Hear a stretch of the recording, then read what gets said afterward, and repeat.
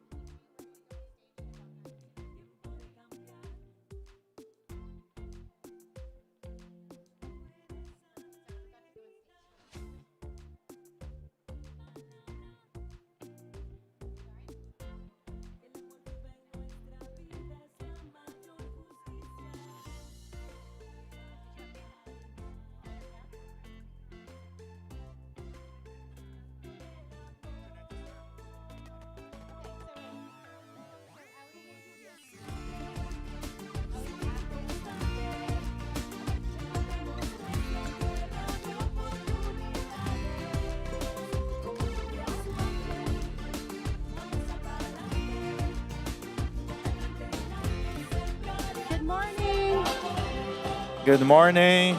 Good morning. Good morning, everybody. If you could please take your seats. Please dance to your seats.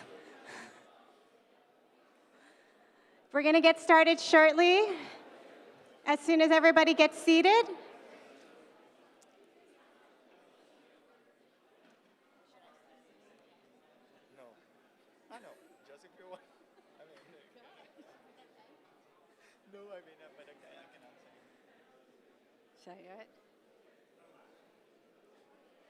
Good morning, everybody.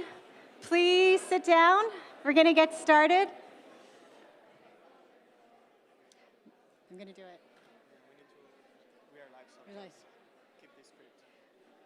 All right, good morning. Welcome to day 3 of Raising Hope Conference. Woohoo! For those of you who are just tuning in for the first time, my name is Christina Liano. I serve as Associate Director for the Laudato Si movement, and I'm thrilled to be with you all today on this final day of our historic gathering. Whether you're here with us in the room or joining via our global live stream, we are so grateful to be continuing this journey together. So welcome, everyone. Good morning, bom dia. And for those who are new on live stream, my name is Igor Bastos. I'm the co-host and also director of Laudato Si movement in Brazil. Day 2 was truly something special, right?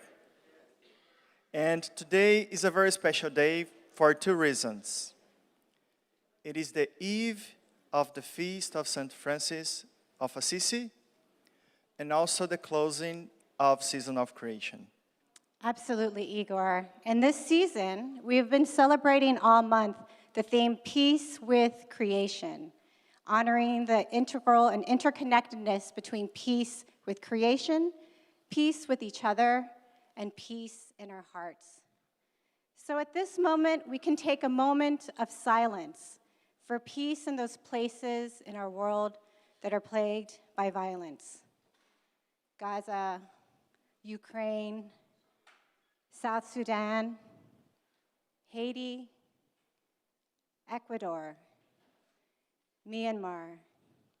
And I invite you now to name out loud any other places in your heart.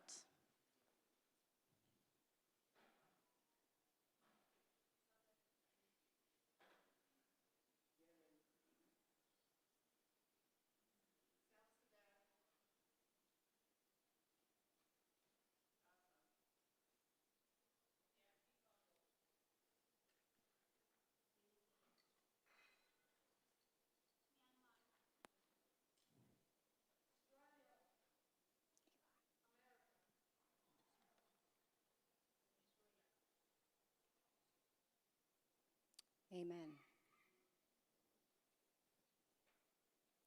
We also remember that on October 4th, just a few years ago in Assisi, Pope Francis launched apostolic exhortation Laudate Deum. These milestones reminds us that the Spirit continues to guide us with prophetic voices and gestures, calling us to prophetic actions and courage in caring for our common home. And speaking of prophetic actors, at this time, we are going to watch a video message from Dr. Catherine Hayhoe, the Chief Scientist for the Nature Conservancy, Paul Whitfield Horn Distinguished Professor, who unfortunately wasn't able to join us, but has sent us a message.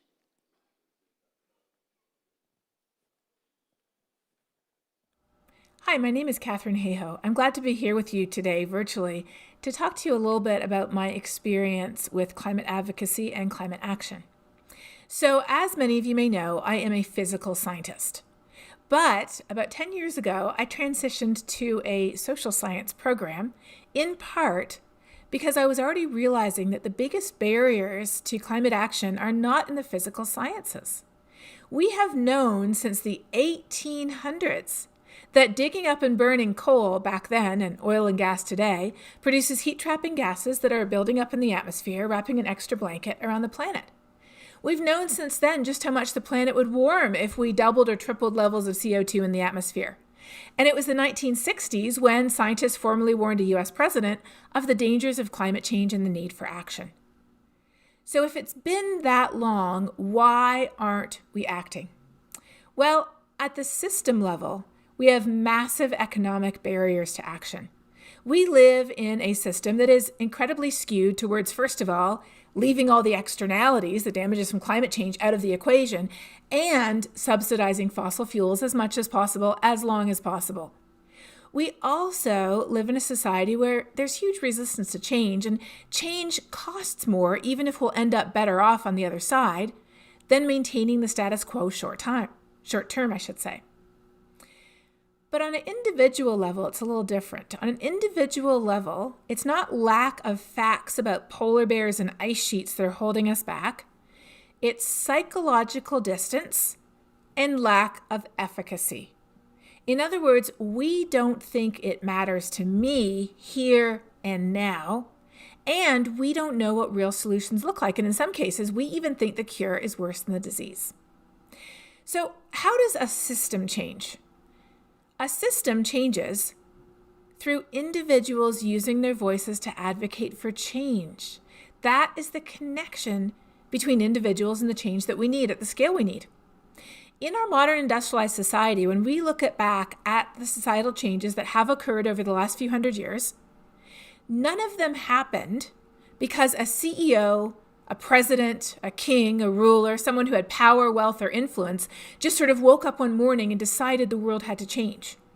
If you look at how slavery was abolished in the UK, if you look at how women got the vote, of how civil rights were enacted in the United States or apartheid was ended in South Africa, all of those were profound societal and system-wide changes, but they were initiated by individuals using what? The power of their voice to advocate for those changes, to show people what a better world would look like and what it needs to get there.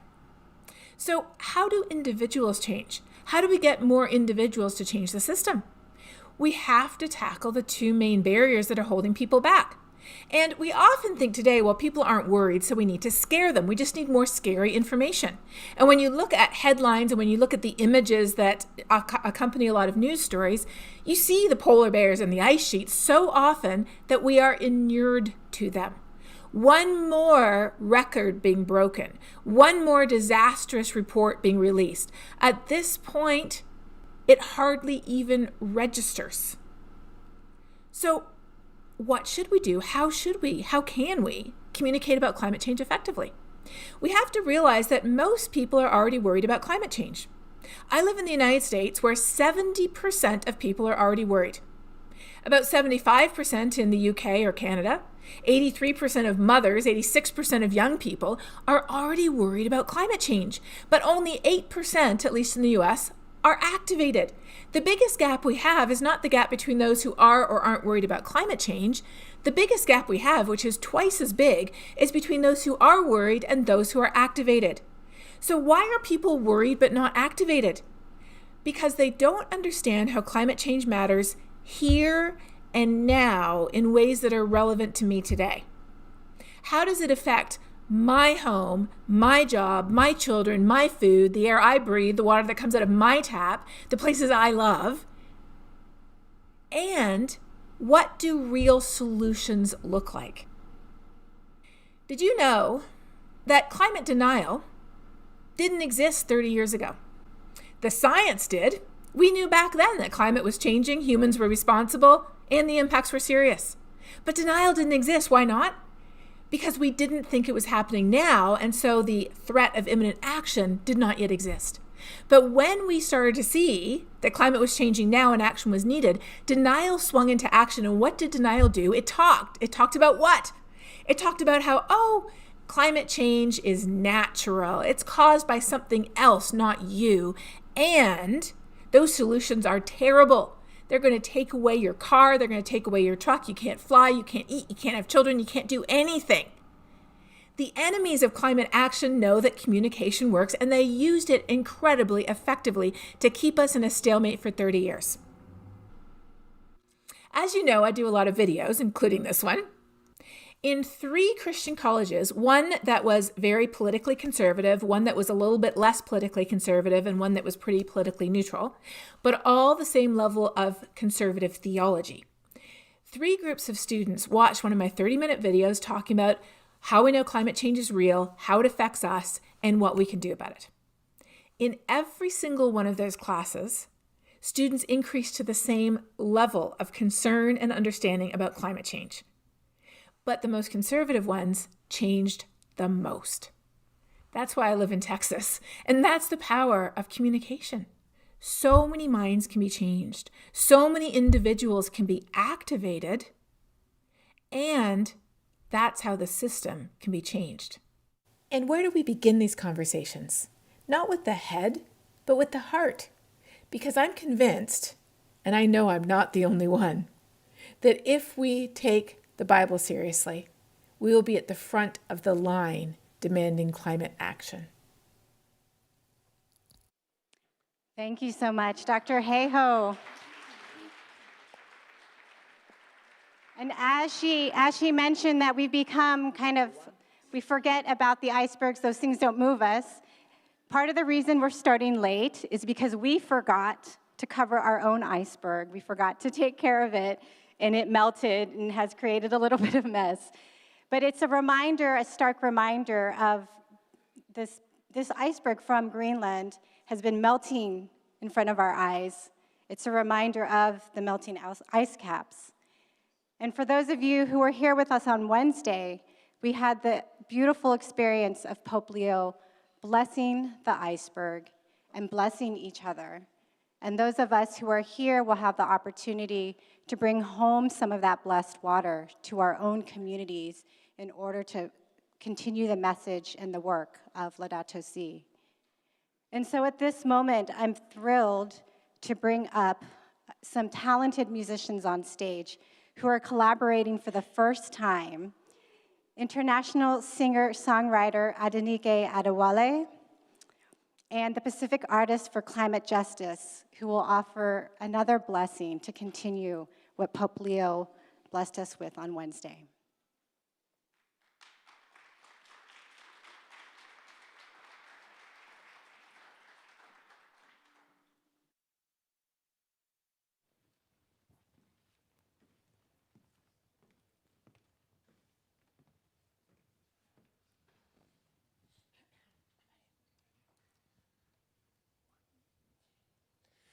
When peace like a river attendeth my way, when sorrows like sea billows roll,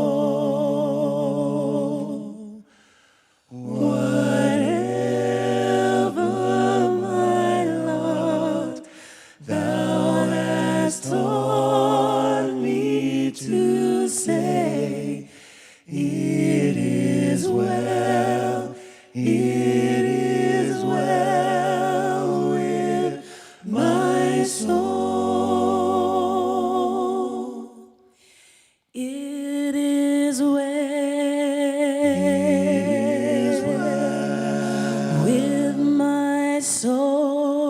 with my soul.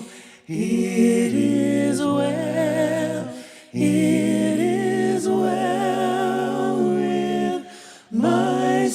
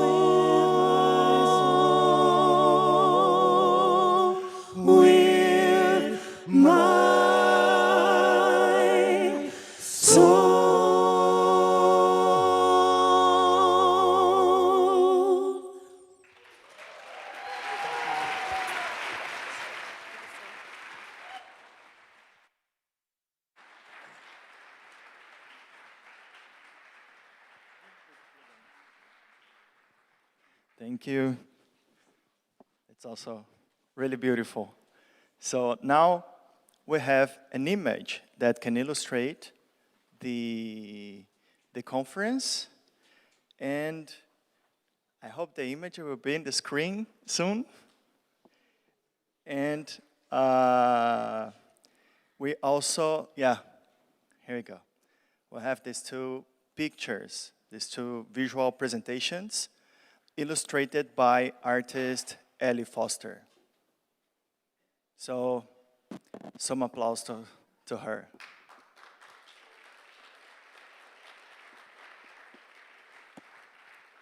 And now we are honored to welcome someone who has been a prophetic voice for integral ecology across the African continent and beyond. Please join us welcoming Dr. Rigobert Minami Bihuzo, convener of the Ecclesial Network Alliance for Integral Ecology, ENA. He will help us ground today's work in both vision and action and take our next step forward together. Welcome.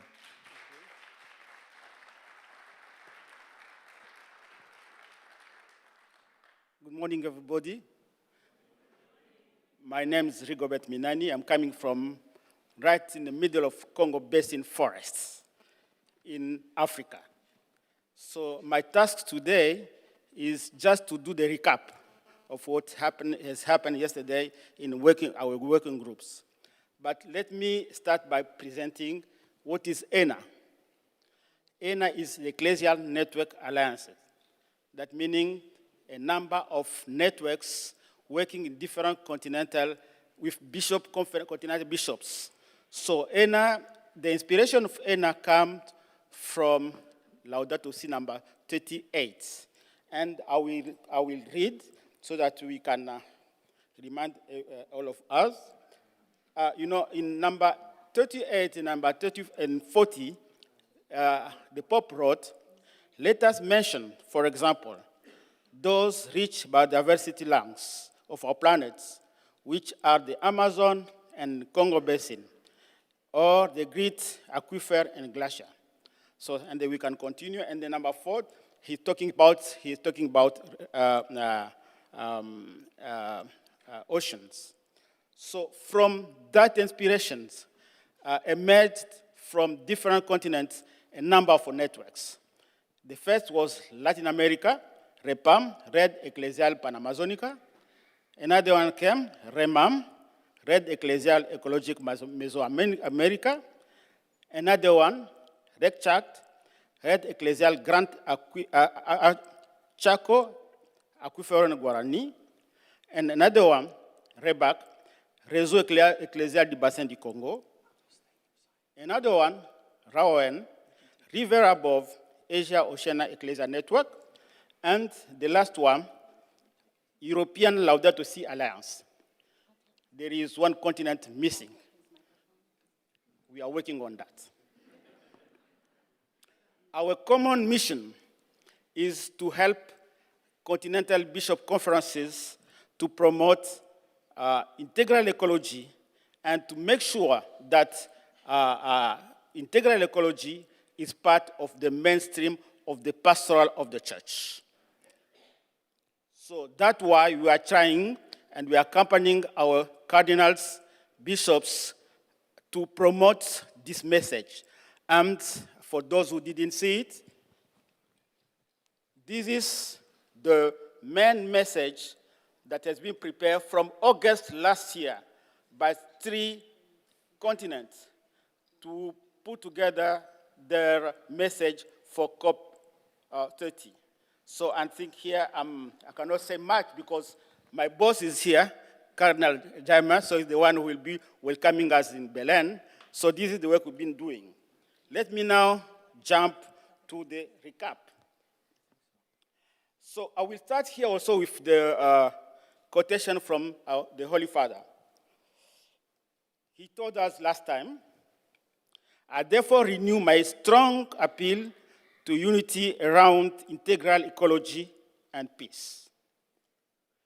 Through our commitments, we can grow in hope by living the approach of Laudato Si and the call for unity and collaboration that flows from it. Our working groups have confirmed this statement of the Holy Father. So they've reminded us the power of community and empowerment. Working groups have said how grassroots actions, faith, and relationships can spark real change. We heard also in groups how our activism should be led by reflections, discernment, life of prayer, and listening of the nature. We had also in group strong energy for patient but bold actions, shifting economy, politics, and education to help resilience and true ecological conversions. So the groups, they've pointed out hundreds of success stories. I've taken only 3 of them. They've shown how parishes that come together had helped to manage to shut down coal plants. There's also examples in Tanzania where schools managed to eliminate single-use plastic in their schools. In Bolivia, we have an example of how they help communities help mining to stop because it was damaging their life.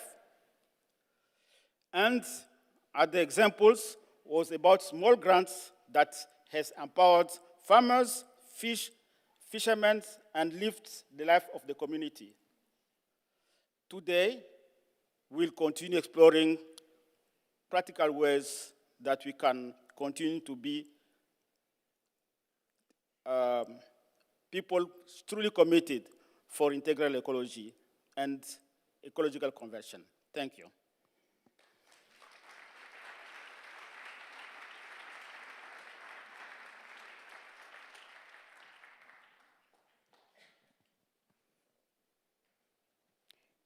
Thank you so much, Dr. Rigobert Minari Behuzo.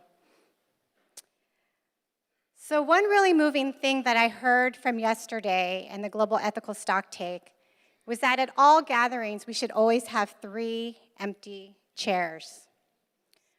1 for creation, 1 for the marginalized, and 1 for the future generations. And so it reminds us of those who are physically not able to be present, and that is the case today. It reminds me of one of our animators in Haiti, Marjorie, a chapter leader who has been lifting up the message of Laudato Si despite the violence in her communities. And since she wasn't able to come today, she wrote this acrostic poem in order to be present despite the systemic challenges which kept her from attending.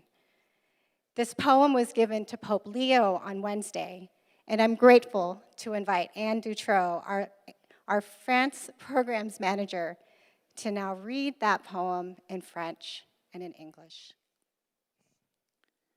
Paix soit avec vous. Aimons-nous les uns les autres. Let us love each other. Let us invoke the creative spirit.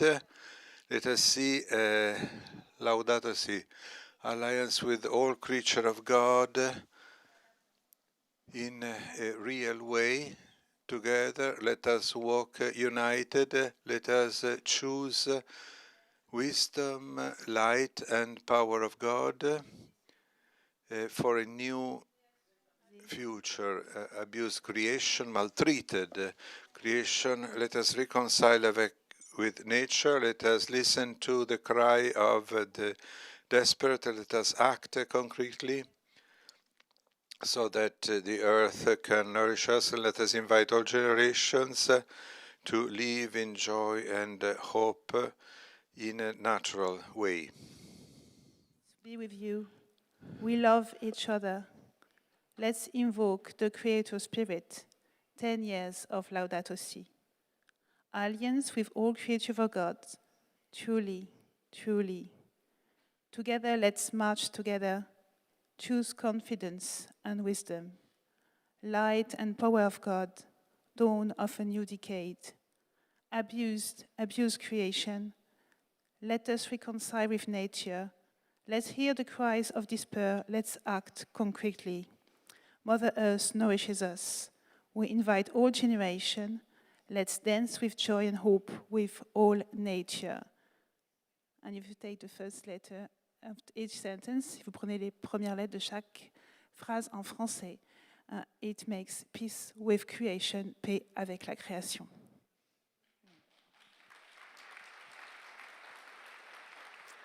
Thank you so much, Anne. That was very moving, and we're glad that Marjorie's voice and presence could be here in this way. So, just a few reminders to share. If you're joining us for the first time today in person, be sure to sign up for one of the working groups happening later today. The sign-up sheets are just in the back of this hall. This morning's session shall run until around 10:50, and then we'll break for coffee and then the working groups. Lunch will run from 1:20 to 2:20, and then we'll have a last chance to finish up the working groups from 2:20 to 3. And if you've booked the full package but have made other plans for lunch or dinner, please return your ticket to registration in order to avoid food waste. After the working groups, we'll be back from 3 to 5 for more inspirational speaker interventions and then a final wrap-up and closing ritual. Please keep your phones on silent, and for those of you who are streaming, you can drop your thoughts into the chat. We'll highlight some of those later. And as mentioned earlier, for those of you in person, if you would like to bring home some of the holy water to bless your families and communities, please bring a container. So at this time, we're honored to welcome a leader whose voice has helped shape the global climate justice movement for decades. Mr. Kumi Naidoo, president of the Fossil Fuel Non-Proliferation Treaty, has spent a lifetime challenging injustice, from his early activism in South Africa to global leadership in Greenpeace and Amnesty International. Please join us in warmly welcoming Mr. Kumi Naidoo.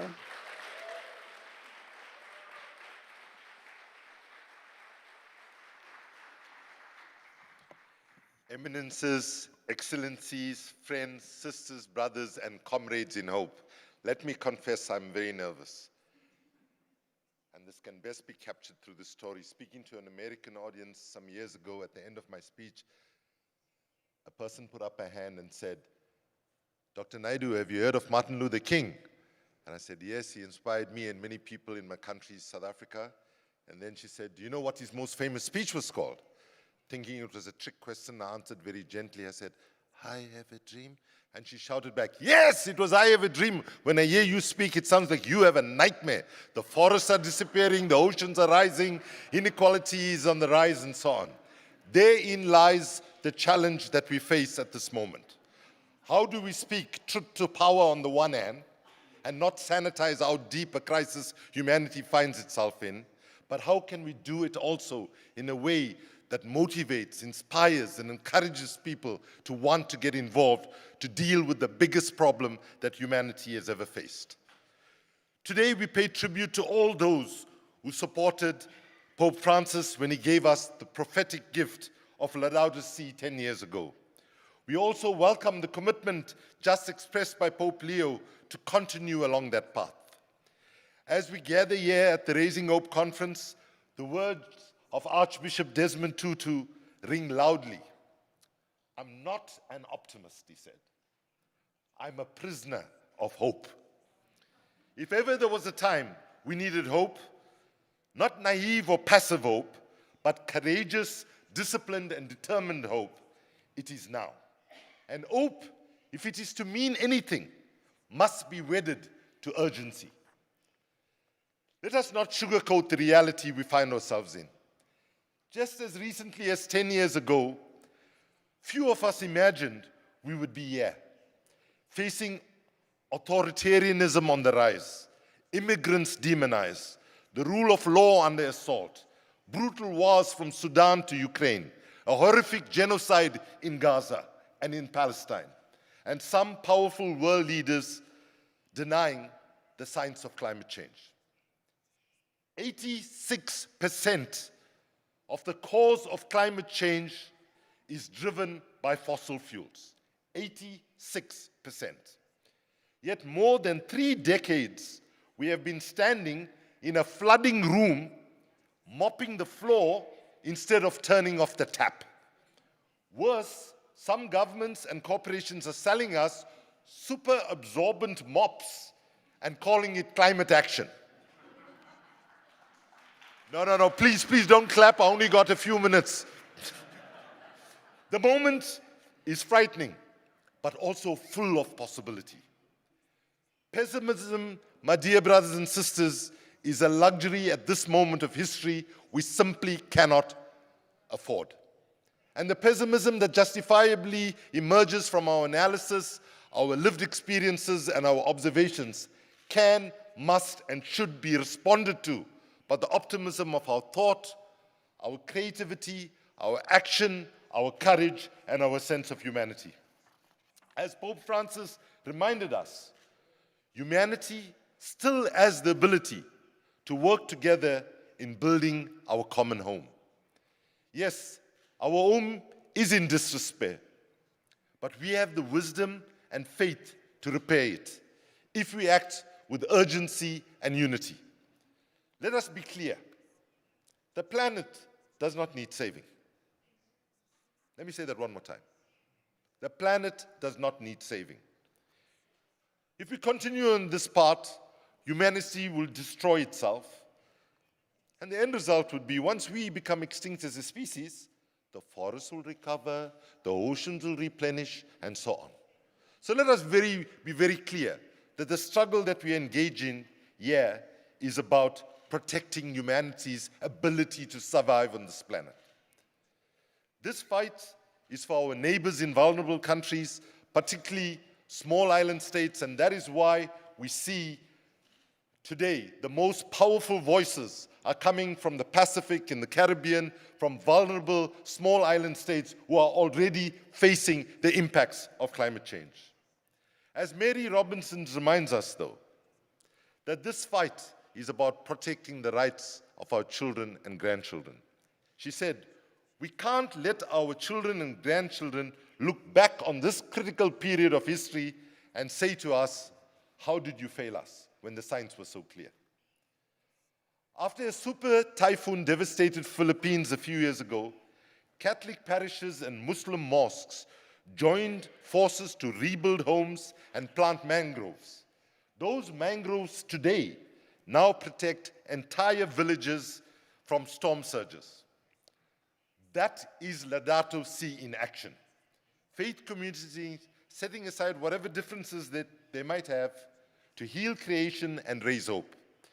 If they can do this in the face of tragedy, what excuse do we have to delay action any further?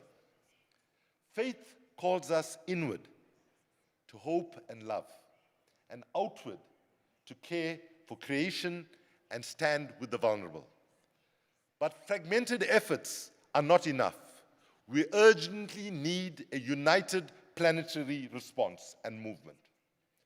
The forces of denial are well-resourced and control much of the traditional media, social media, and now AI. Our movements must rise up and courageously meet this challenge. The Catholic community, through Laudato Si, has shown courage and now joined by many other faiths, but this must extend to all people, including those who might not embrace a particular faith. What unites us is far greater than what divides us. I want to now speak directly to foundations and donors. At a time when some funders are being told not to support civil society, because climate change is a con job, is a hoax, you must push back. To put institutional survival above principle and purpose is not philanthropy, but it is philanthropy. Please don't clap, time is of essence. If we want to unleash the full power of humanity for climate justice, we must resource faith, culture, and art. Too often, philanthropy only speaks to the head. Now is the time to speak to the heart. Through those whose messages reach the majority of our planet's people. 88%, this statistic might shock some of you. 88% of the world's population lives in the global south. 88%. And by the way, both ChatGPT and DeepSeek both agree on this number. These frontline communities, though least responsible, are paying the highest price, and yet they are also leading with the solutions, just as my brother from DRC just responded to all the examples of what people are doing on the ground. If our movements are to be truly global, they must not simply be enabled to participate more integrally, they must be created the space to lead our movements as well. Support them, learn from them, fund them. Philanthropic resources must be deployed in larger amounts and with greater urgency. And when people ask me, what about jobs? I reply, as many in the trade union movement today reply, when we say, there are no jobs on a dead planet. There are no jobs on a dead planet. There are no human rights on a dead planet because there won't be any human beings on a dead planet. Try explaining economic growth to a farmer whose fields have turned to dust, or to a worker whose factory has been swept away by floods. Clinging to fossil fuels will not protect livelihoods. It will most certainly destroy them. However, here's some optimism. Just as the world came together to ban landmines, to curb nuclear weapons proliferation, and to phase out ozone-depleting chemicals, we must now confront the deadliest poisons of our time: coal, oil, and gas. For decades, the climate negotiations, the COPs, we have gone there pleading for a fab deal. Not a fabulous deal, but a fair, ambitious, and binding deal. But year in, year out, as my friend Yebsano can tell you, because we've walked that struggle together, what we get are FLAB deals, F-L-A-B. I'm not talking about overweight here now, FLAB stands for full of loopholes, and you can decide what the B stands for. But there is hope. Nations with the fewest resources are showing the greatest courage.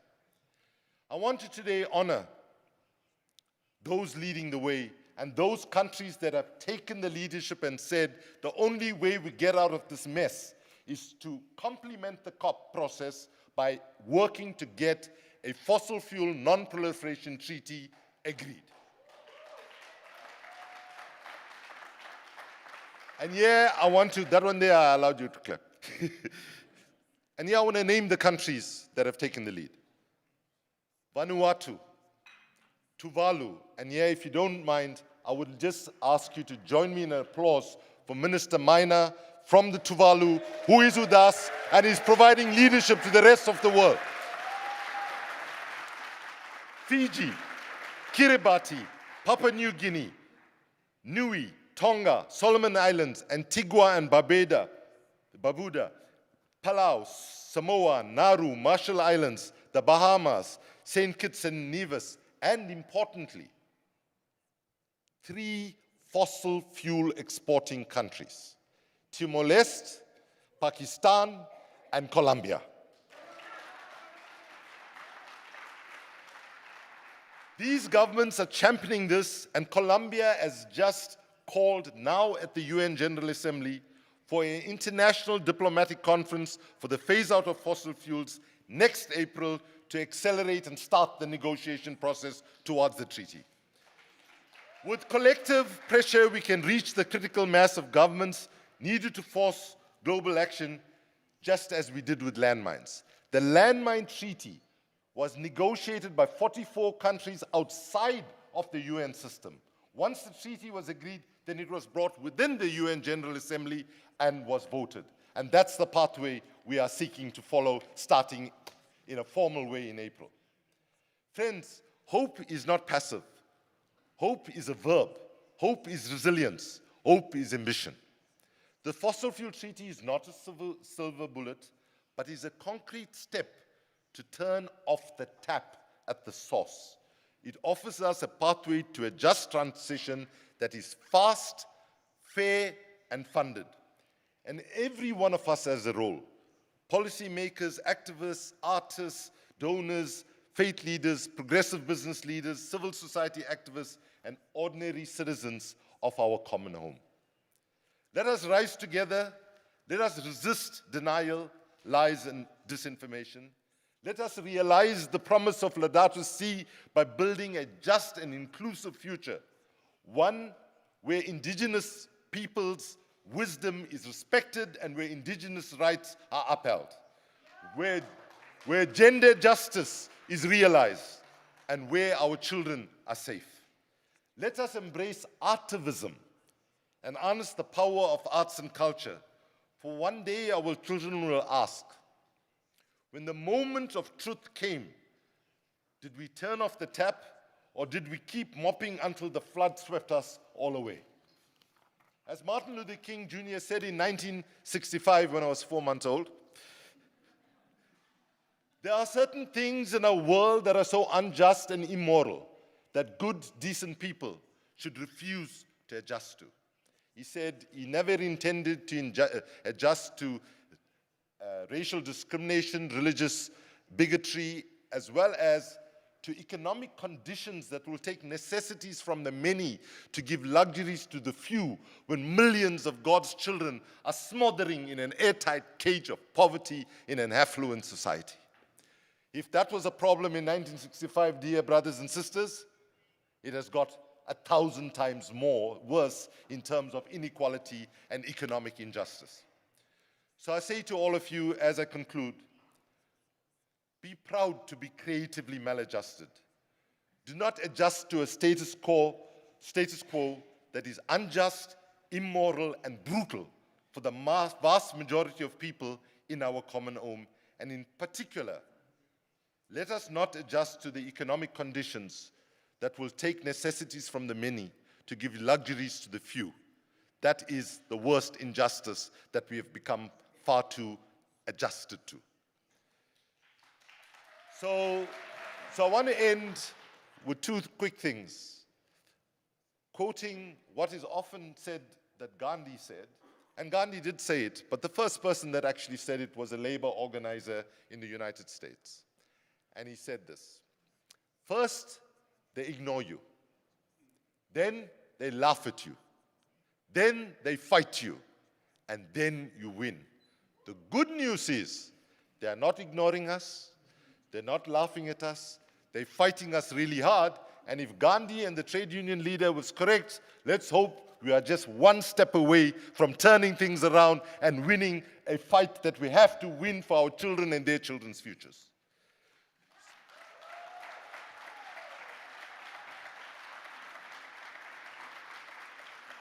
So I want to end with asking you a question. Where do your ancestors come from? And go as far back as you can and just shout it out.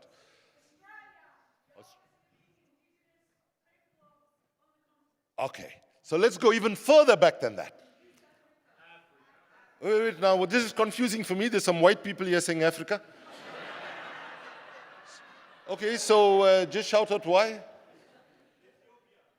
Oh, because it's true. Okay, so it's beyond any doubt that humanity started on the African continent, from the Rift Valley, from Kenya to Ethiopia. And as, people moved through canoes and so on throughout the world, humanity spread, and I really want to say really sorry to those of you who lost all your color along the way. Apologies for that. So then, given that all of us, our ancestors start in Africa, whether we're comfortable with that or not, I'm sure most of us here are comfortable. And let us remember our shared roots. No matter where we live today, humanity began in Africa. This is where the human story starts. So in conclusion, I would like to invite you to rise and sing with us and to join the song, which just has 2 words in it. Pambili Africa, which means forwarded Africa. And given that all of us are from the African continent in terms of where our ancestors come from, this song is forward with all of humanity. I spoke so much, I didn't have any water. I don't know whether I can even get the words out now. But lucky I got this wonderful backup of This Is Our Home folks here with us. Pambili, Pambili, Pambili, Pambili, Pambili, Africa. Pambili, Pambili, Pambili, Pambili, Pambili, Africa. Okay, everyone now. Pambili, Pambili, Pambili, Pambili, Pambili, Africa. Pambili, Pambili, Pambili, Pambili, Pambili, Africa. Asante sana. Merci beaucoup. Thank you very much.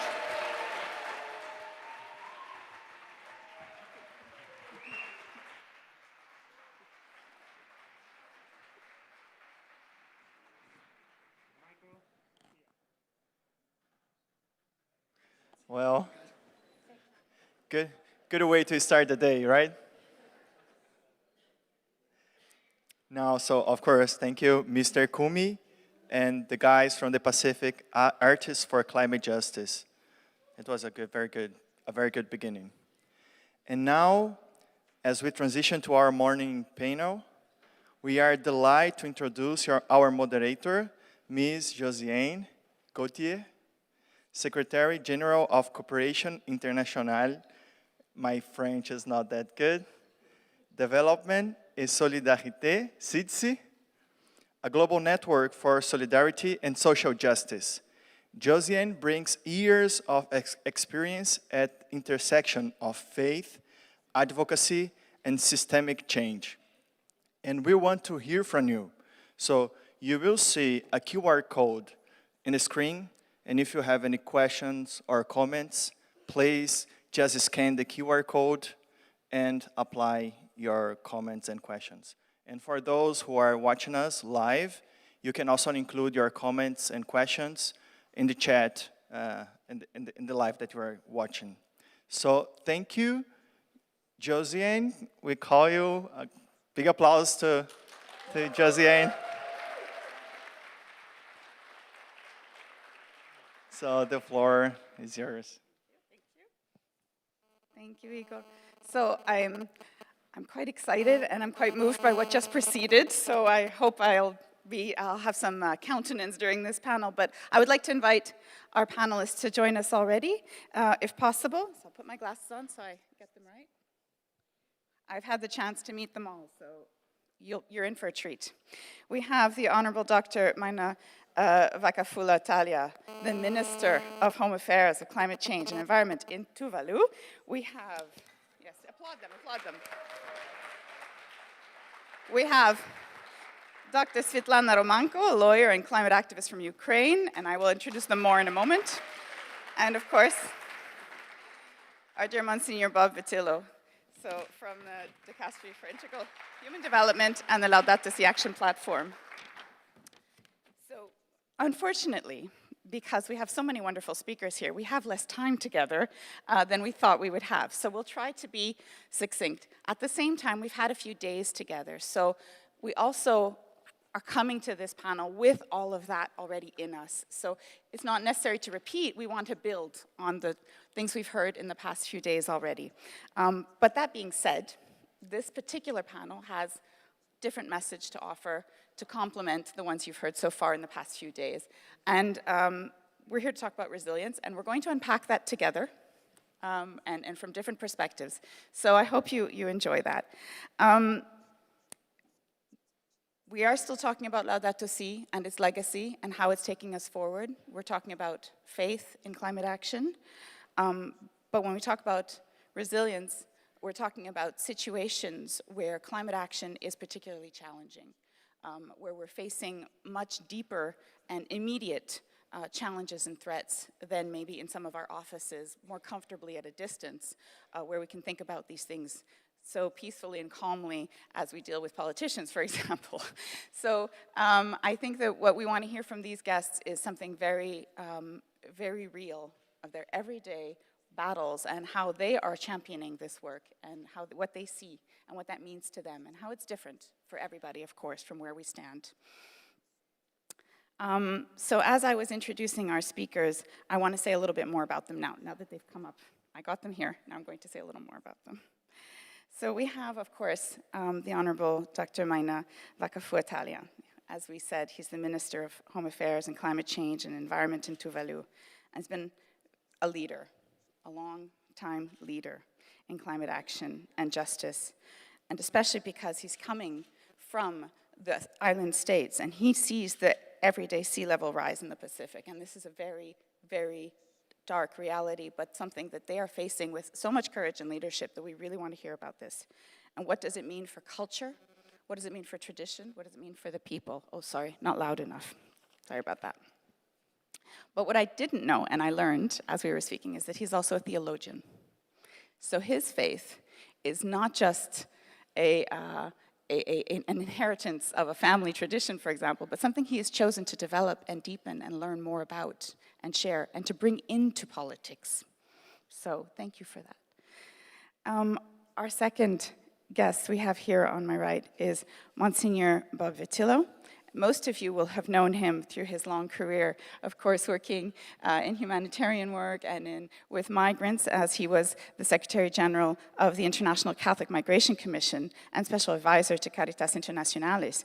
But he also, more recently, has taken on the responsibility of being the point person for the Laudato Si action platform in the dicastery for promoting integral human development. And so now he has access to all of these stories from around the world of communities really promoting Laudato Si, and we want to hear about that as well.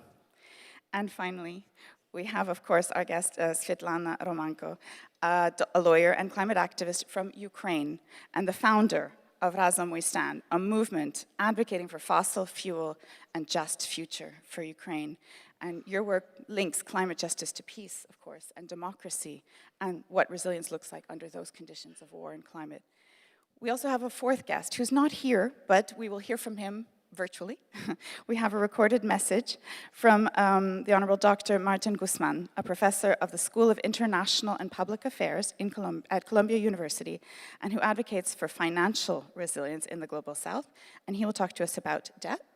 So we will listen first to the recording, and then we will have a conversation here, and we'll try to keep within the time, and but we want to hear from everybody, so thank you for that.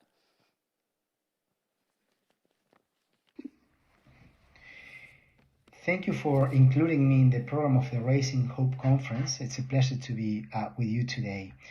My remarks will focus on the Jubilee report that was published by the Vatican last June, produced by more than 30 experts on debt and development, and that had been commissioned by Pope Francis. The report does basically two things. First, it provides a diagnostic of the current debt situation in the developing countries and the consequences that it's having for facing a development and climate crisis in those countries. And second, it presents a set of concrete proposals for addressing the current debt and development crisis in dozens of countries around the world, but also proposals for reforming the system. Basically, if we were sitting like in Bretton Woods 1945, and we're sitting today to build a multilateral system, specifically thinking in terms of financing for development and financing for sustainability of our environment, how should the system look like? So the Jubilee report presents a concrete proposal in that direction. Let me turn to the facts. We're going through a full-fledged development crisis in dozens of countries around the world. More than 3 billion people live today in countries that spend more on debt than on education or health. The crisis, the debt burden is of course crushing also critical investments in public infrastructure, critical investments in climate resilience. The effects of the current system are more adverse for the less developed countries. They face a significant asymmetry with respect to the more advanced economies. Basically, the global financial markets are organized in a way that makes capital flows from the private sector pro-cyclical, meaning destabilizing for the developing economies. They get more capital in the good global times, but when they need the investments the most, capital flies away to the safety of the advanced countries that, in that way, face a counter-cyclical tool to deal against adversity. So we get more instability in the developing countries and more stability in the advanced economies, reproducing and reinforcing the asymmetries in terms of economic development.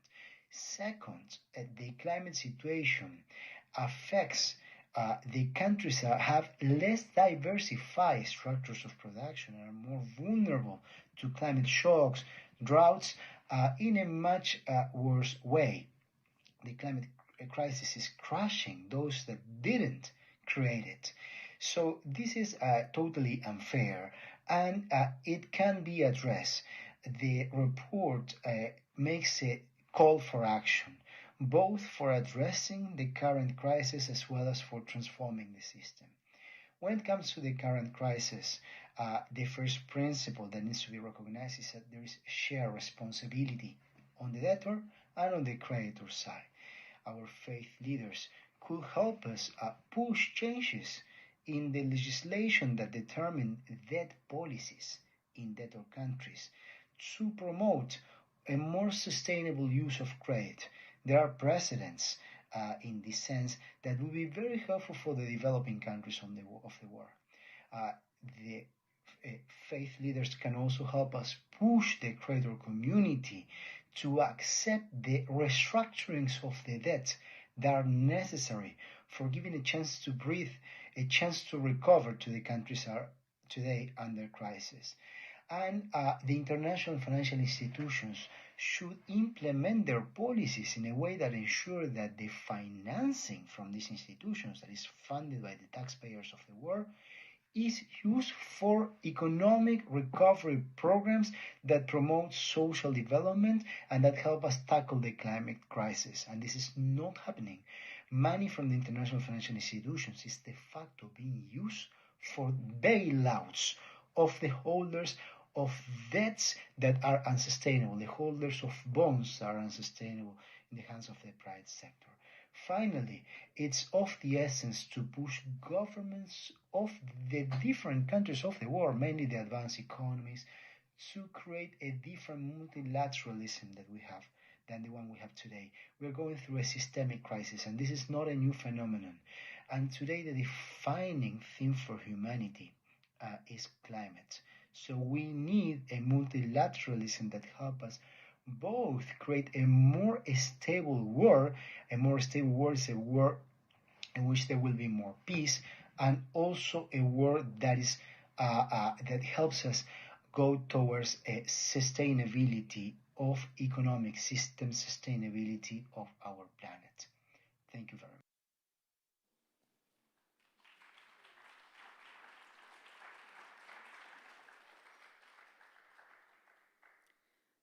So I'm going to ask my panelists they've heard this, they've heard the input from Dr. Guzman. And there was a lot of information there. We were talking about multilateralism, we were talking about the impact of debt, of course, on climate finance and on even just on sustainability within countries, on the climate vulnerable countries, that interlinkage that exists, and the questions of reform, of restructuring, of cancellation, of shared but differentiated responsibilities. How does this connect maybe to the realities that you've seen? And do you have a short reaction, just a minute or so, of how this resonates in your own context?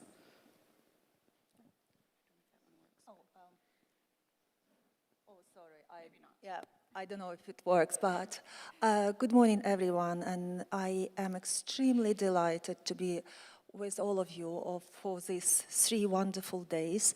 But just responding to the direct question, I would say that no hope in multilateralism, unfortunately, has left in the country where I live, because we've been witnessing so far over 3.5 years, international order has been quite outdated and it needs complete reboost and complete renewal, which means that international law not always can be applied on a very specific situation that involves both fossil-fueled war and conflict, climate crisis, and direct and basic support for essential human needs and human rights.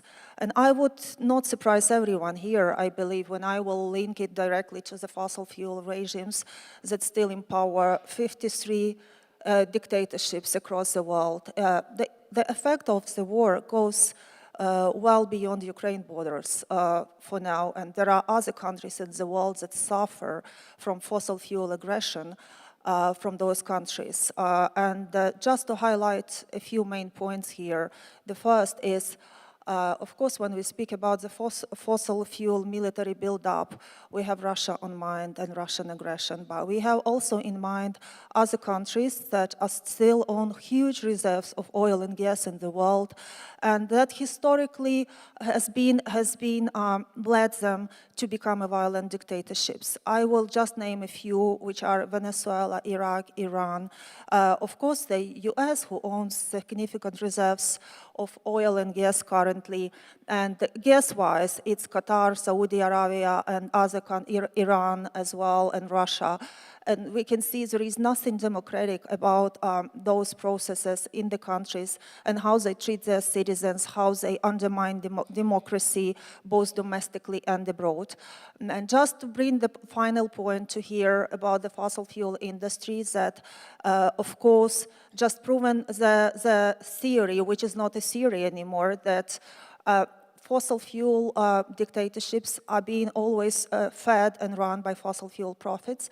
And there are countries in the world, not just Russia, but we can see and say they are the most aggressive, unstoppable dictatorships that we are looking to have a just peace, but it's not something which that just feels like completely possible and just being on the table, including within those international negotiations. Just direct action, less negotiations that lead to nowhere, and just less political theater, as we've currently have seen happening in Alaska and elsewhere, but just more direct action, which directly means resilience, including depriving those fossil fuel states of their profits.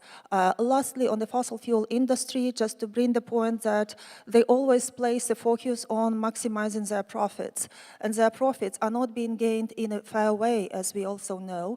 So the countries still invade many nations, and the true energy security for those nations means complete independence from foreign energy sources, which are all the time fossil fuels, and also building just, secure, and renewable energy systems that serve all people. Thank you.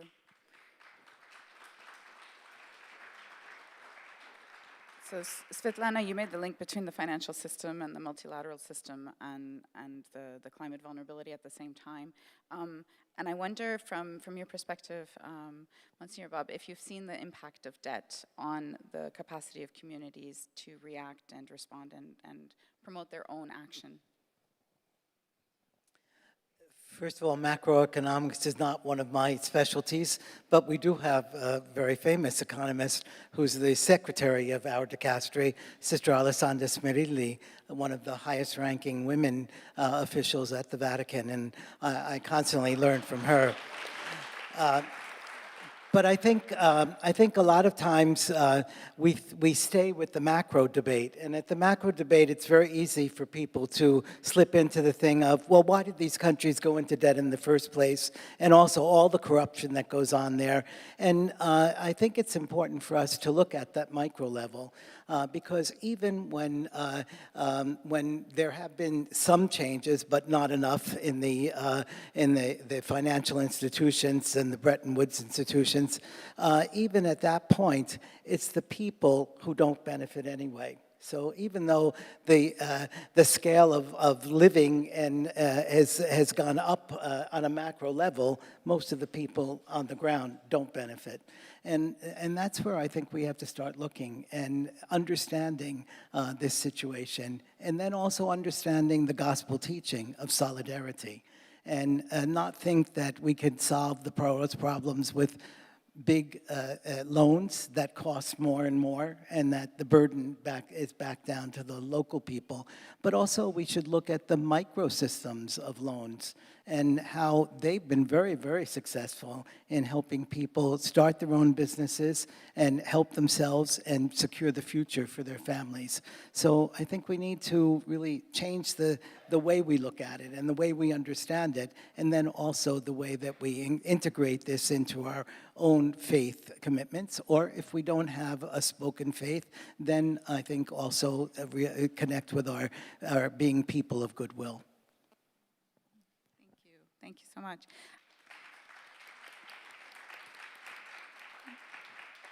Oh, lovely. You have another microphone. I won't have to share this one. Yeah, Dr. Mina, how about you? I mean, how do you see this impact of debt on the work that you're trying to do from Tuvalu? Again, thank you so very much for the opportunity to be part of this very important panel, and again for extending the invitation. It is very important to note that for a country like mine, for Tuvalu and low-lying atoll nations, especially in the Pacific, accessing finance is an issue for us. And I have been in the climate space for quite a time.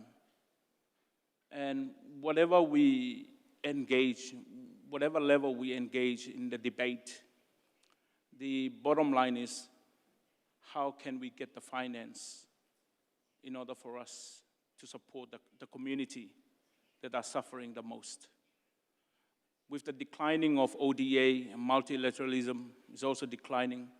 It is important for us to revisit different finance mechanism and structures around the globe that really speak of the vulnerability of countries and those who suffer at the expense of the other. For example, the amount of money or finance that goes to war, it's enormous. The amount of money that goes into climate actions is always at the end of negotiations. So we always need to go and engage in the negotiations. So for us, engaging in different types of international organizations, international platforms, it is always important for us attending those meetings to see how can we channel those funds to support the communities, to support our very communities. For example, if we are to fill in those forms, these are all tactics. It's difficult for us. We don't have the capacity to engage, the capacity for our communities in order for us to fill all different kinds of forms, to meet all different kinds of criteria that is being listed by the international monetary institutions. So it's always a burden for us. So accessing finance is always an issue for us. It's not an easy task for our communities. And I can't believe that we are always attending meetings to negotiate, to talk to donors, to donor partners, to talk to countries of our vulnerability. So being here at this very space is important of how can we work together to ensure that, rechanneling the funds, reprioritizing the funds to really go into communities that are in need. Thank you.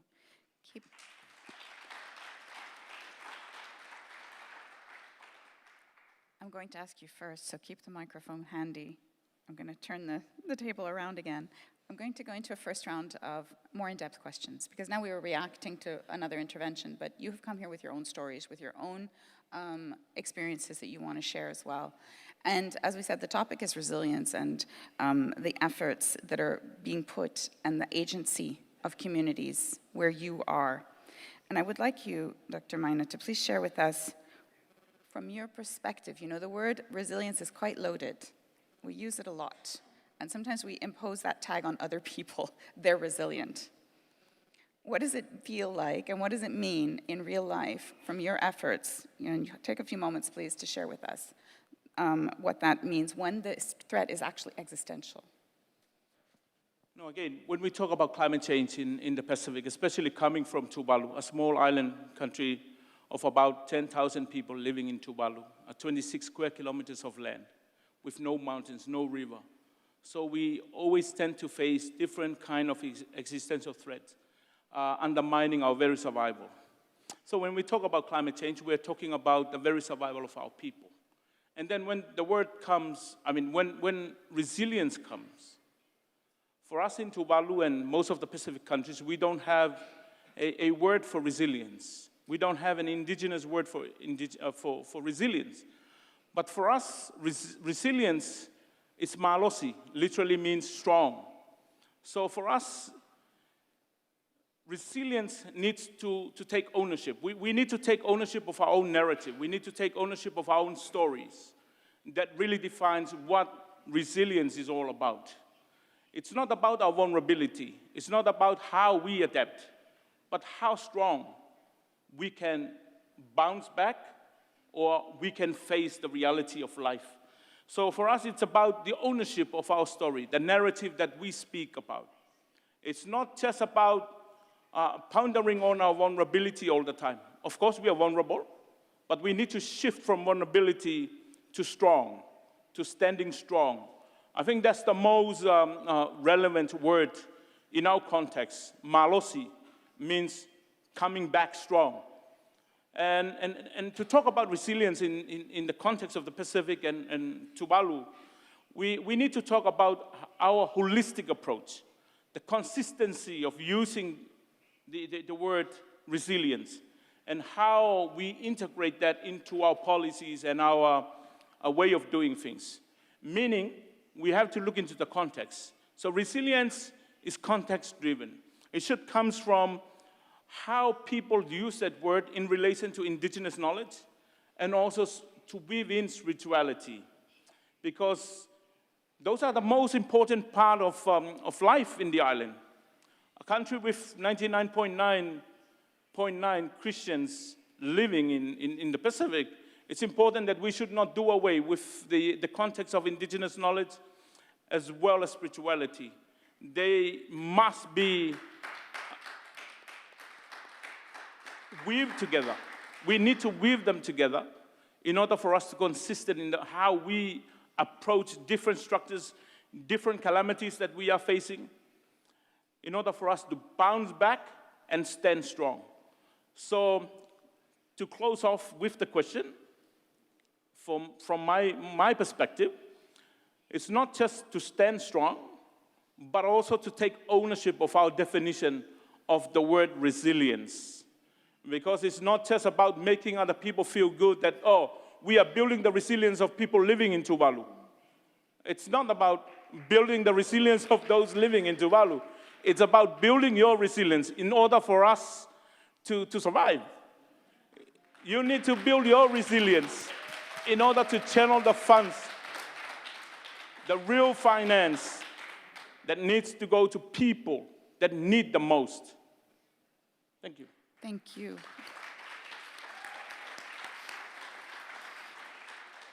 Thank you for bringing in the importance, the crucial importance of spirituality, faith, and culture in also protecting and defending what we care for. And now I'd like to hear from you, Monsignor Bob, how you have seen through the platform, of course, many examples of stories of people fighting back and resisting and being resilient, but also in your past experience, vast experience with people who have been on the move, migrants, people fleeing or trying to find a better life. Maybe you could share a little bit about that as well. Yes, I have to say that I studied theology and I studied professional social work. And we talked about those terms, certainly in both, and certainly the great theologians talked about grace and something inside us that helps us to move on and to go further than even just this life on earth. But I think I learned the most from the people who were poor, who were disenfranchised, marginalized, who were displaced, forcibly displaced, because I learned the inner strength that they have, and that inner strength, I believe, came from God. It didn't come only from themselves, and it certainly didn't come from the outside, from humanitarian organizations, as great as those organizations can and should be. And I think probably, I'm not a scripture scholar either, but I think that probably that's really the story of Noah and the flood. Whether God appeared to Noah and said, take 2 of each of these animals and make sure your family is there too, whether it happened that way or not, God revealed the fact that in every crisis, we have the ability to overcome that crisis if we believe strongly enough, and if we put all of our energy to it, and if we do it as a community. And so that's the lesson that I've learned from those people that I feel I've been privileged from the very beginning of my diaconal ministry and then priestly ministry. I was always assigned to work within the charitable organizations of the church, and they were great teachers to me, and they solved these problems in a way that we could spend all kinds of planning exercises and never arrive to the genius that they have themselves. But they also need our solidarity to do this together with them. Yes, thank you. I think that's a very important point, because it's nothing about going it alone. And for that I turn to Dr. Svetlana, because you are in a context where you are constantly being required to stand and to fight and to name. Yes. And you were just telling me, being resilient can be quite exhausting. So maybe you could share a little bit about how the context you're in right now it complicates things, of course, because you have the war and you're still fighting for climate justice. And actually they go together. So yes. Thank you so much. This is an essential question. What drives my particular resilience individually, but also collectively to many, many people in Ukraine and those who live abroad, it's just 2 main things. The first is to end global fossil fuel addiction that feeds Putin's war machine, but also phase out fossil fuels everywhere and build a vehicle that will help us to end fossil fuel dependence in those countries that are being dependent, but also everywhere. This is the main driver, I would say. We truly believe in that mission, and we've been acting so far through banning Russian fossil fuels, investments into them. We've been succeeded in some way depriving Russia of immense part, $500 billion of their fossil fuel profits, but they still have enough, and the job is not finished. And I'm not even saying about other countries, and I've been particularly inspired, seeing the example of Nigeria just recently, where the government acted in a very bad way, but they scaled up on renewables, and the bottom-up movement completely smashed the top-down government directives that were not working for the people. So the second thing that drives me personally is ability to achieve a just peace, which means many things. I can elaborate on that, but this means keeping our territorial sovereignty, keeping our territories, getting our population back, and creating the good jobs, green economies that will help us to end Ukraine dependence on fossil fuels as well. And also bringing here the third passion that keeps our resilience going is to rebuild Ukraine after we achieve just peace. But even right now, completely powered by clean energy, which can be a shining example for other countries that are being under the genocide attacks of the fossil fuel regimes and are being in the war, in conflict, which are fossil fuel states, petrostates we call them, are historically the most prone to an authoritarianism and abusing human rights, including right to a safe environment and climate. And lastly, I just wanted to bring a Ukrainian perspective to the table. Well, half of my country has now been destroyed, and when I will travel to the east next, I will never, east or south of my beloved country, I would never see the cities as they existed before. They've been completely leveled to the ground and people displaced. And the overall Ukrainian population now, it's about 20 million, while we used to have 38 or 40, and 7 million moved abroad, suffering as well from the challenges of other kind. And then 1/3 of our population, which is 33%, lives in extreme poverty, which means $1.5 per day they have to run their households, which is not possible because everything became so expensive. Environment, and Pope Francis' Laudato Si encyclical resonates so deeply with us at this stage we are in terms to hear the cry of the poor and to hear the cry of the nature. Our nature in Ukraine is also crying because unique natural reserves with unique species in central eastern Ukraine were destroyed completely. They will never, as we know, nature doesn't forgive that attitude. There will be decades needed to restore, as we all understand, and I'm deeply sad about it. As an environmentalist, as a climate lawyer, I am so sad because I understand what delayed damage means for the next generations and populations. And I worry if the children of my children will be able to see what used to be Ukraine in the past. And just bringing another thing from the human rights perspective, which is undeniably intertwined with the climate crisis we are living in, because democratic states are those states that used to protect climate better. Yes, they are not ideal, but they at least create some regulation to make it possible. As you said, Kumi, it was very right. You said, just give you another type of mop, which is not helpful at all, but they at least provide something which we as a humans and people-powered nations can build upon.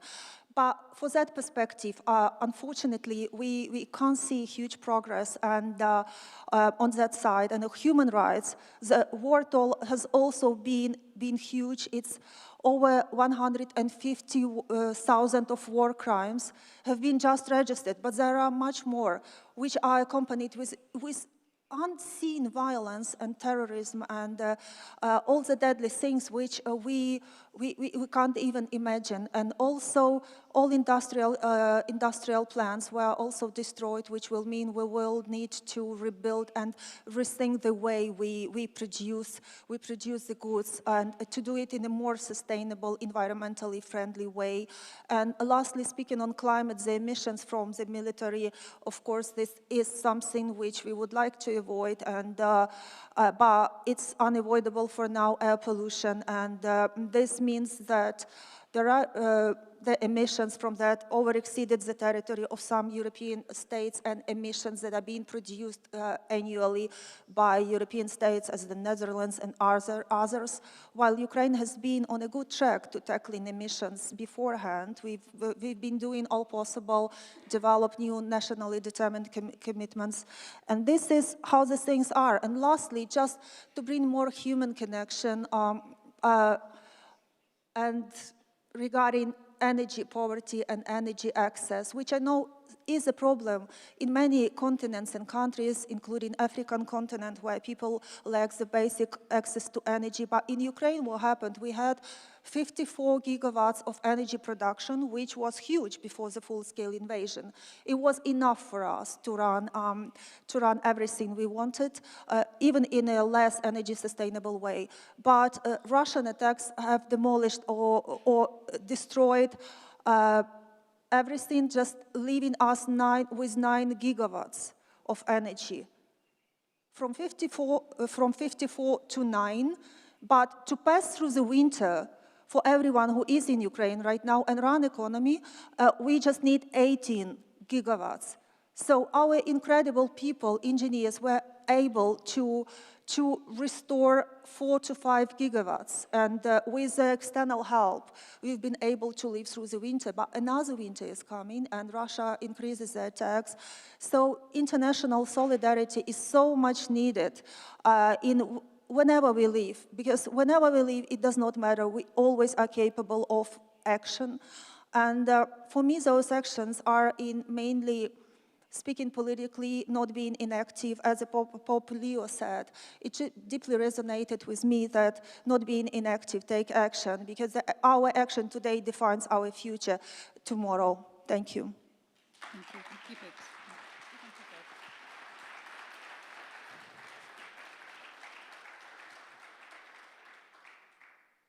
We're moving into the second round of questions, and then we'll finish our panel. Unfortunately, we're running out of time.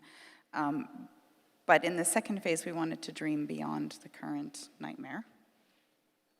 And the act of dreaming, hopeful dreaming, faithful dreaming. What do we believe? What do we see on the other side of this work and this belief and this faith and engagement that we're in right now? What does it mean for vulnerable communities that you know of? Monsignor Bob, how do you envision that? And how do you see the role of us as faith leaders and actors here in bringing that dream to reality? I'm glad you used the term active dreaming, because I think the dreaming is part of the virtue of hope that we all have, again, given to us by God. But we need to put those dreams into action. And that's I think in so many ways, the mission and the mandate of the Laudato Si movement and the Laudato Si action platform. And so I'll talk a little bit about what I've seen through my engagement with the Laudato Si action platform. We have, it's a virtual tool to be able to share the experiences, the motivation and the experiences of people throughout the world who already are engaged in putting Laudato Si into action. 11,000 members, about equally distributed between individuals and families and church institutions. And those church institutions are Episcopal conferences, dioceses, parishes, religious congregations at global all the way down to the local level, and then also those individuals who are incorporating the values and the teaching of Pope Francis into their everyday life. We have more than 1,100 plans that have been submitted to the platform, and most of those plans are open for public inspection and for replication or adaptation for people who are getting into this or people who want to progress more. We have the situation where it might be planting trees, and for instance, a very strong movement in Nigeria to plant thousands and thousands of trees. And then Kiribati, the young people in Kiribati who are planting those mangroves. One Sunday alone, they planted 1,000. and now they're continuing on their goal to have at least 3,000, and these mangroves then also are very good to as barriers, but also then as good nesting places for fish too. So I think those are the things that we're putting those dreams into action. And then we have at the larger institutional level, the universities, Catholic universities that are disinvesting from the fossil fuel market. And also the Catholic hospitals that are making sure that they deal with waste in a very different way, and maybe going back to using the old glass and needle syringes instead of the plastic ones that you throw away after one use. But of course, those glass ones need to be sanitized very well before you use them with someone else. But those are the kinds of things that it's such a rich treasure that we have in the Laudato Si action platform, and it motivates more and more people to put Laudato Si into action and to really build that solidarity together and to do it as communities. Thank you.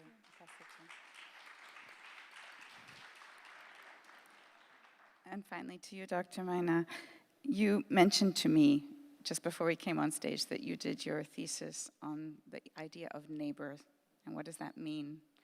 And in this context, and within the dream that you have for the Pacific Island nations, coming out of this into the dream, into the real dream life that we want to be in, how do we build it together? And what does maybe the idea of neighbors actually mean, and how are we needed for each other going there? Thank you. Thank you for the question. And listening to our panel members, it clearly indicates that God is not the problem. The problem is us.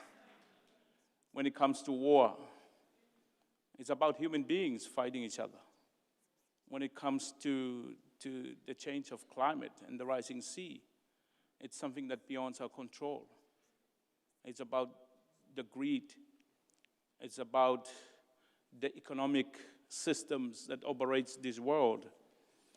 And I think the concept of neighbors fits very well when it comes to the discussion of the climate crisis.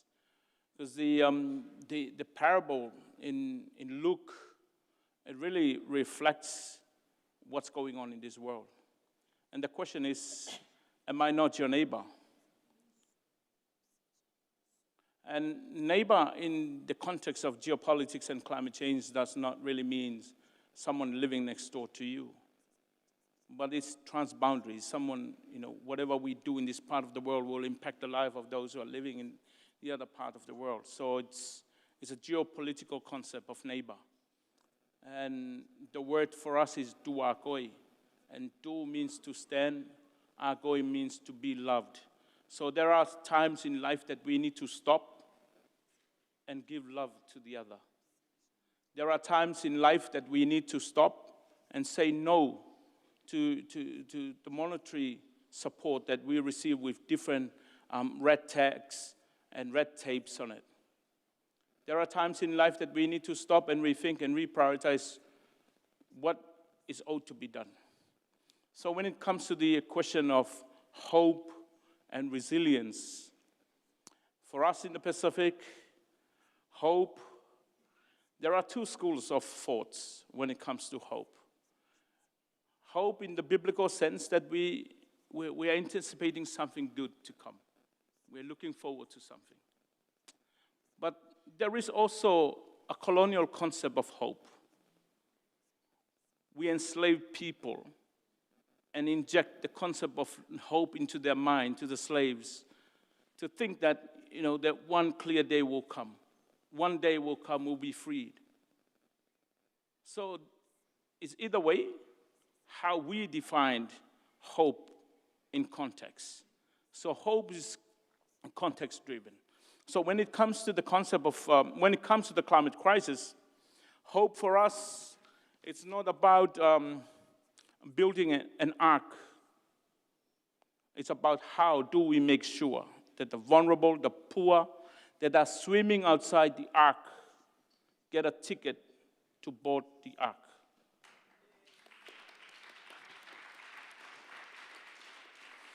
That's hope. It's not about building a new ark. It's a matter of how we mobilize the funding support to communities that are in need in order for them not to swim outside the ark of the economic system, but to be part of the ark, to get a ticket to board the ark. With those few words, I wish to thank the organizer of the event. And let's stand strong. Let's stand strong as we come up to COP30 in the next few weeks. It is important that we work together. The international community should come together as one. Individuals should do their parts. Churches should do their parts, not just praying, but turn those prayers into actions in order for those who contribute the least to the climate crisis have a sense of continuity. Thank you.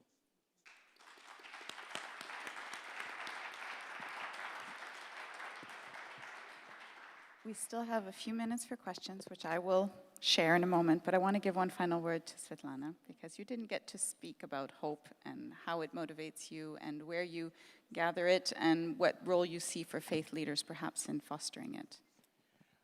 Oh, thank you. This is a very, really message I wanted to finish with. Thanks so much for this opportunity and for wonderful Laudato Si movement in general for organizing such an inspiring gathering for all of us. We, in spite of the horrific attacks and the war experience, we hadn't lost our belief in Ukraine, and we can see it everywhere. We can see the seeds of hope popping up after sleepless nights in the bomb shelters, where some families won't be able to wake up anymore, and children. But others who survived that night, they are going out, keep their jobs moving, making a coffee, try to live their life, and try to protect what is very dear to them. This is amazing how life goes on under the horrible effects of the war, and I am so much inspired by this, and this is some inner source where we keep our belief alive and well, and how we believe, because otherwise, if we wouldn't have believed in that Ukraine can achieve win, we won't be even able to withstand for these 3.5 years of a terrible direct attacks. Also, what keeps us going, seeing how individuals, small, medium businesses, and local communities install solar panels and small wind plants as well, where they can, because everyone understands in Ukraine right now, I guess, that we shouldn't be run on the fossil fuels, which has led us to that point we are all in. And definitely, this is a future task, and my hope is that Europe, but also the world, will finally awake to breaking their gas dependency, because I just checked the most of public money, taxpayers' money, which we hardly, which all of you hardly work for to pay the state, they are going to subsidize the gas industry the most. Check the recent report of the Oil Change International, they just spoke about it. Yes, governments fund gas. We don't need the harmful, dirty gas to power our homes. We won't need it in the future, including LNG. And Ukrainian communities and people prove that under the most difficult circumstances, they power hospitals, schools, essential utilities by solar and wind, which is, as Bill McKibben said, can't be owned by anyone, by oligarchs, by dictators, by autocrats. So this is free and will remain free. And this is our task, to use those decentralized sources as much as we can and build this energy independence for us and more generations to come, and rebuild Ukraine on renewable energy. But not just that, drive a clean energy revolution, which will be immediate, which won't take 1 million of years, and end this harmful debts for the economies that are never experienced for clean energy investments. We need to bring more money to the local communities, including but the most powerful states that consume the most. Thank you. Thank you.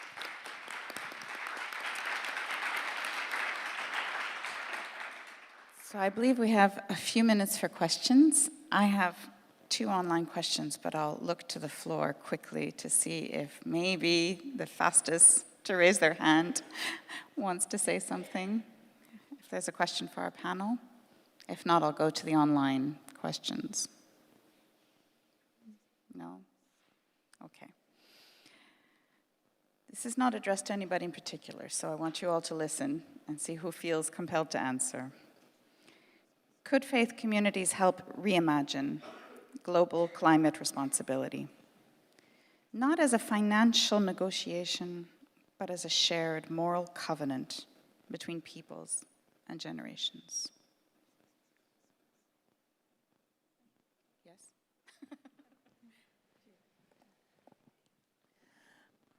I think Jesus imagined that first, and so I think that we have our roots in the gospel. And also, just to pick up on what the minister said about neighbor, in Deus Caritas Est, the first encyclical of Pope Benedict XVI, he talked about how in the Christian tradition, we revised our concept of neighbor. In the Jewish tradition, it was the people next to you, the people from your own town, your own family. But Jesus expanded it through that parable of the Good Samaritan to show that even those who are our enemies are our neighbors, and we need to care for them, and we need to allow them to care for us as well. So I think that's one way that we can imagine this, but it's how we put it into practice.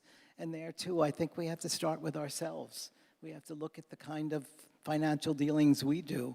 We have to look at the way we look for, too many times, look for what we don't have rather than for what we have already, and be thankful for it, and then be willing to share it with others. And if we could do that among ourselves, and then in our local civic and religious communities, and then begin to bring that into our voting behavior when we're choosing the leaders of our countries and our communities as well, then I think that we have a way of both imagining this, hoping for it, and putting it into practice.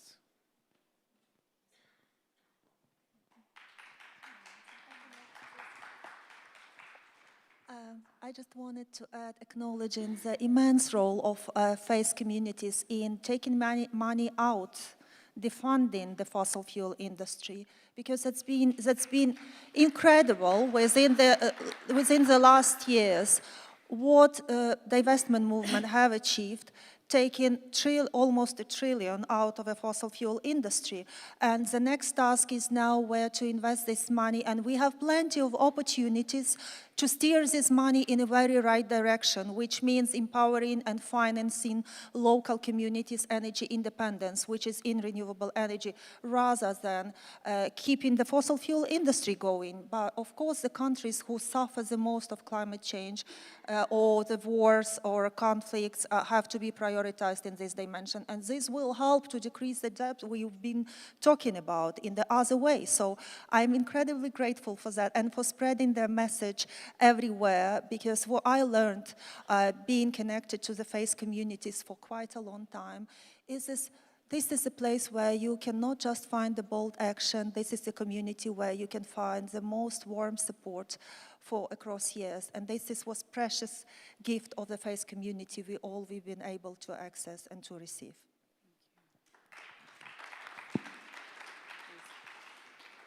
Just to add on to what have said, there are quite a lot of churches around the world that are investing in banks that give loans and funds the fossil fuel industry. And we need to disinvest from those banks. And again, the world is looking into churches and faith communities right now. You know, our responsibility as a church, our responsibility as faith organizations is important in the climate crisis. And the world is counting on you, on your support, on the churches, on faith communities. If the international community, the secular community fails, the church needs to fill that gap. We need to step in.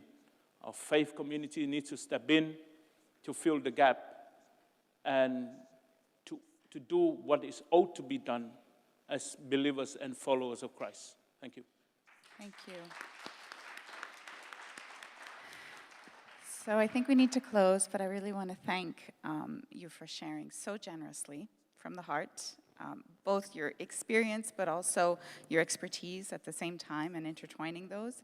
We spoke about resilience, and I think what sticks with me is that resilience, there's a passage through grief and pain and fear, and it requires courage, and we come out of it changed.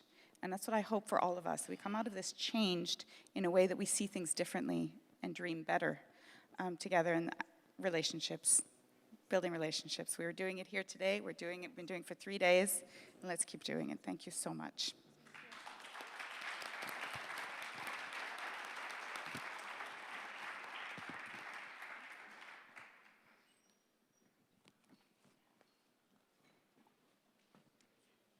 Thank you so much for such an amazing panel.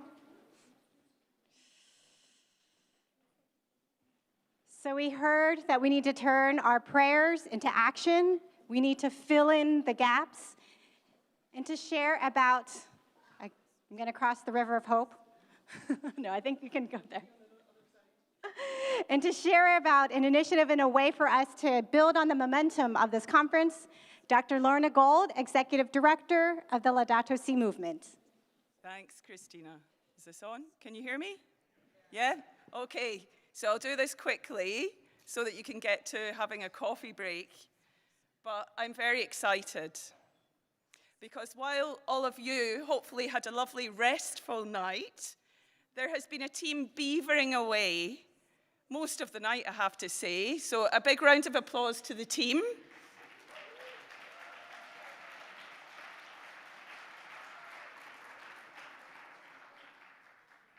And we want to share our pledge with you, or the kind of bones of the pledge. We produced the front page of our pledge using this beautiful image. I don't know if anybody's been looking at the papers, but this image of the Pope with the ice has gone completely viral across the entire world.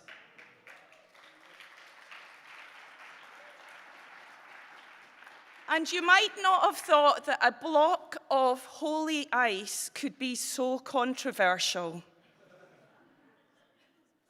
because this holy water has been causing a lot of waves in a certain place, and I won't mention where, but you can imagine. It's caused a lot of waves. But it is simply holy water. The Pope didn't do anything controversial here on Tuesday or Wednesday. I don't know what day of the week it is. He simply blessed holy water.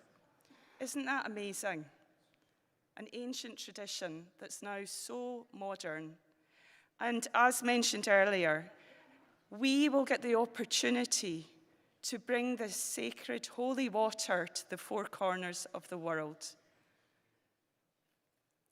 So, by the way, you have to find something if you want to take the holy water, what you want to put it in, because we haven't arranged that part of it, the practicalities. So if you do want to bring this holy water home and to bring it to your communities and tell them the story of this amazing picture, see that iceberg? It didn't die in vain, because that iceberg is now holy water. And we're going to bless ourselves with it. And we're going to take it out to share the story of what we've lived together in these 3 days. So if you want to put our pledge page, the next one. So here we are. We're going to launch the People's Determined Commitments. You're going to launch them through making your own People's Determined Commitment in your working groups after the break. And you're going to commit yourself to each other and say what that commitment is. It might be something personal at this point. It could be something institutional. It's something, the next step in the journey. But you're going to share it. And we're delighted, I'm delighted, that many people here have already made pledges to me, Many of the philanthropies that have joined us here, thank you, because this is really about the loaves and the fishes.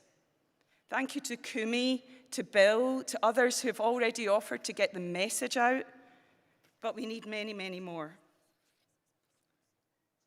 We need to bring our loaves and fishes together, and that will be transformed with the holy water, the holy iceberg. Be transformed into something that will be truly powerful. And we're going to do it quickly because COP30 is just around the corner. And we want to bring these pledges and the holy water. And we don't know if the Holy Father will come with us. He may well. We don't know. But we're going to bring them to COP30.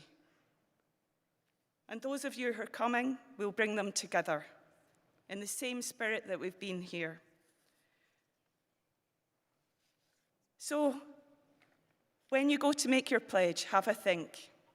Have a think about this commitment, what you could bring to this, and it will continue far beyond COP30. We want to put the flesh on these commitments, the people's determined contributions. I keep calling them commitments. People's determined contributions, and let the world know that we are not going to give up. We are going to fight. And we are going to win. Thank you.